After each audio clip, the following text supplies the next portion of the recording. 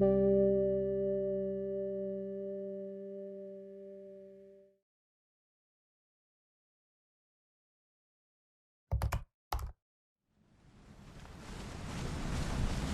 chaos this morning and delays for the day as high levels of water brought services to the Medivus says we should be braced for more of this.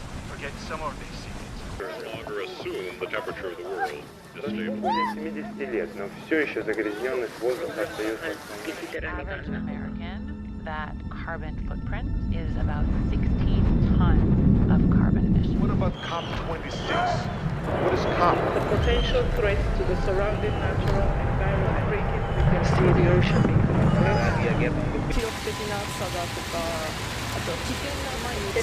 That's because the more we take, the less there is for future generations.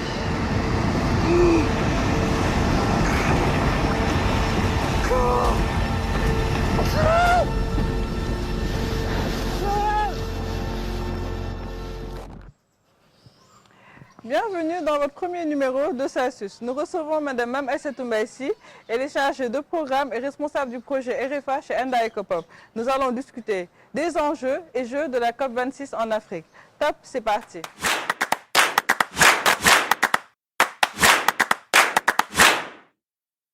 La première question qui me vient à l'esprit, la COP est-elle utile à l'Afrique?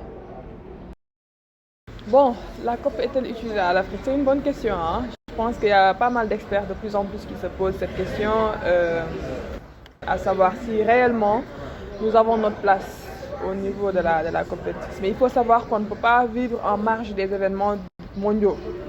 Et il faut dire également que la COP26 qui traite des aspects en lien avec la lutte contre les changements climatiques devrait intéresser l'Afrique au premier haut niveau.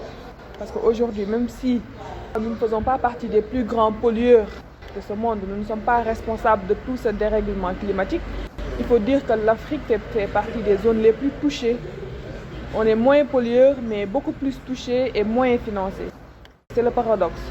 Donc, dans ce sens, la COP est vraiment utile pour l'Afrique parce qu'on va siéger, on va défendre aujourd'hui ce qui nous revient, je dirais peut-être pas de droit, mais en tout cas, les responsabilités seront bien situées. Et on pourra dégager en tout cas les perspectives qui pourront sauver l'Afrique par rapport à tout ce qui se passe. Donc vu sous cet angle, la COP est utile.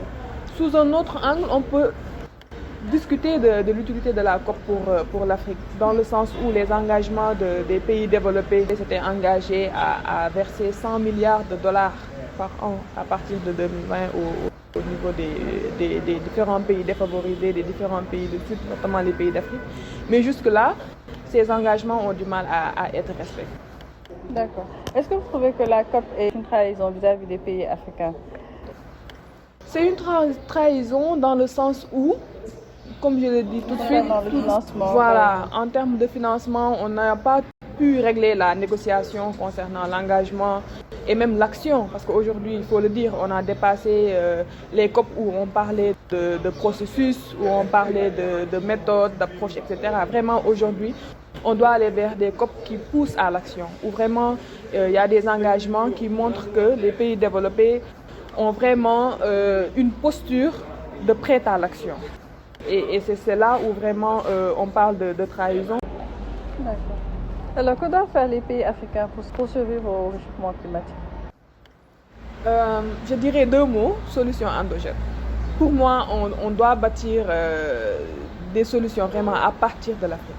C'est-à-dire pensées par des Africains, conçues par des Africains et pour des Africains. Je pense qu'on a les moyens aujourd'hui d'expérimenter pas mal d'approches qui nous permettent de s'adapter à ce dérèglement climatique, mais en partant de nos réalités socioculturelles, en partant de nos réalités en termes de ressources naturelles, de biodiversité, etc. Donc je pense qu'il faut vraiment qu'on retourne vers des solutions vraiment africaines. La critique selon laquelle la COP est assimilée à un concept occidental est bien connue. Que pensez-vous de la thèse selon laquelle la COP est un instrument dirigé contre le développement économique africain? Bon, je n'irai pas jusqu'à dire que c'est dirigé sciemment contre le développement économique africain. Mais de mon point de vue, à mon humble avis, on doit y aller d'une autre manière. on doit y aller d'une autre manière parce que c'est une table de négociation. Et quand on parle de négociation, on parle d'intérêt, on parle de géopolitique, on parle de stratégie pour prendre le cas d'espèce de la COP. On parle de compromis, de consensus et tout. Mais je pense qu'on peut aller au niveau de ces tables de négociation, pas en étant mentalement une victime, mais en y allant pour avoir son mot à dire. Je pense qu'on peut aller avec une nouvelle posture au niveau de ces COP où on ne se prendra pas comme une victime, mais qu'on va à juste titre et de manière très autonome et très posée, négocier et échanger avec nos collègues. On va finir par cette question. COP26, action climatique des collectivités territoriales et communautés africaines, est-ce que ça vous parle? Ça me parle beaucoup parce que moi, je demeure convaincue que vraiment la gouvernance doit être mise au cœur de tout ce qu'on est en train de faire concernant la lutte contre les changements climatiques. Qui aujourd'hui, avec leur pouvoir d'engagement, de participation citoyenne, peuvent également impacter sur le cours normal de l'élaboration et de la mise en œuvre de leur politique de développement local et pousser leurs élus à orienter ces politiques de développement local dans le sens d'intégrer des actions de lutte contre les changements climatiques. Merci Madame Si de nous avoir reçus dans vos locaux. C'est moi qui vous remercie, mais je vais en profiter juste pour partager un petit message.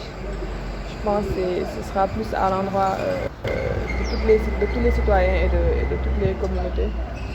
Je pense que l'heure aujourd'hui est à la sensibilisation pour que les communautés soient beaucoup plus conscientes des changements climatiques et comprennent les changements climatiques, comment ça se manifeste, qu'est-ce qui en est à l'origine, le pourquoi. Et maintenant, comment faire pour mieux bâtir leur résilience?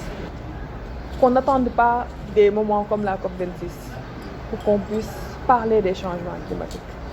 Pour moi, en dehors de la COP26, on devrait continuer à sensibiliser, on devrait continuer à informer, à conscientiser, à mener tout ce qui est plaidoyer pour que vraiment les changements climatiques soient intégrés dans notre quotidien. Et de toutes les menaces qui planent aujourd'hui sur nos têtes et qui nous concernent au plus haut niveau. C'était votre premier numéro de Celsius avec Mme Aïssatou Mbaïsi. À très bientôt sur Synapse TV.